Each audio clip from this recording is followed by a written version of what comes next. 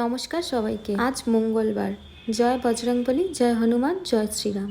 মঙ্গলবার সকালে পুজোর অনেকটাই তাড়া থাকে, কারণ পুজো করতে অনেকটা সময় লেগে যায়। আমি এই 2 মাস হলো হনুমানজিকে পুজো করছি, আর রোজ তো সময় পাই না, তাই মঙ্গলবার শনিবার করে হনুমান চালিসা পড়ি। রোজ পড়তে পারলে হয়তো ভালো হতো, তবে এটা খেয়াল করে দেখেছি যে হনুমান চালিসা পড়ার পর বা পড়ার মধ্যে একটা পজিটিভ এনার্জি পাওয়া যায়, যা নিজের মনের ভেতর অনেকটা শক্তি সঞ্চার করে। আর হনুমানজি হলেন আমাদের হিন্দু দেবতাদের মধ্যে সবথেকে বেশি পাওয়ারফুল। তো যাই হোক, আমার পুজো টুজো দেয়া কমপ্লিট হয়ে গেছে। চুল টুল আঁচড়ে নিলাম।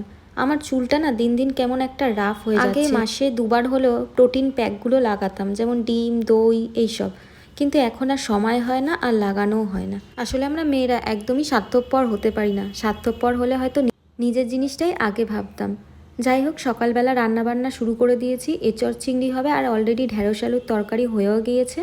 এঁচড় চিংড়ি মশলা রেডি করতে করতে, আর ডাল সেদ্ধ করে রেখেছি, মুসুর ডাল। একটা জায়গায় হবে আম দিয়ে, আবার একটা জায়গায় হবে পেঁয়াজ দিয়ে। বাড়িতে মোট 3 জন মানুষ, আর 3 রকম ডাল। 3 রকম ডাল কেন বললাম কি, একটা হবে পেঁয়াজ দিয়ে, একটা হবে আম ডাল। আম ডালের আবার 2 রকম ভ্যারাইটি আছে, একটাতে চিনি পড়বে আর একটা এমনি নর্মাল থাকবে। নর্মালটা খাবো আমি, আর চিনিটা খাবে আর একজন। তার কথা অনুযায়ী টক রান্নায় যদি চিনি না দিই তাহলে নাকি সেই টেস্ট পাওয়া যায় না। আর আমি অতটা মিষ্টি জিনিস পছন্দ করি না, তাই আমি টকটাই খাবো শুধুমাত্র। যাই হোক, কড়ার মধ্যে এবারে এঁচড় চিংড়ির জন্য শুকনো লঙ্কা, জিরে ফোড়ন, তেজপাতা দিতে পারিনি কারণ তেজপাতা ছিল না। ফোড়নগুলো গরম হয়ে যাওয়ার পরই আমি একটু কাঁচা পেঁয়াজ দিয়ে দিলাম, আর সমস্ত মশলাটা দিয়ে দিলাম। মশলাটা এই সকালবেলাই করলাম, আর কাটাকুটিগুলো সব আগের রাতেই করে দেখেছি, কারণ একা হাতে সমস্ত কিছু করতে হয় তো এতক্ষণ দাঁড়িয়ে থাকতে থাকতে পাও ব্যথা করে।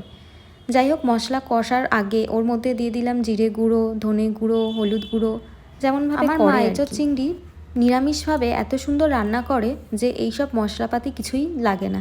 আর জানি না, মায়ের হাতের রান্নার হয়তো আলাদা রকমই টেস্ট। নিজের হাতের রান্না আমার একদমই পছন্দ হয় না, মনে হয় যেন কেউ করে দিলে খুব ভালো হয়, সে যেমনভাবেই করে দিক। আর এখন তো স্কুলও ছুটি, তাই অন্যের হাতের রান্না খাওয়াও হয় না, কারণ টিফিনের সময় আমরা বেশ শেয়ার করেই খাবার দাবার খাই। যেহেতু আগে থেকে আলু আর এঁচড় সেদ্ধ করে রেখেছিলাম, মশলাটা কষে যাওয়ার পর কিছুক্ষণ নাড়ার পর দেখলাম বেশ গামাখা হয়ে গেছে। তখন চিংড়ি মাছগুলো দিয়ে একটু ভাজা মশলা আর গরম মশলা দিয়ে কিছুক্ষণ রেখে নামিয়ে নিলাম।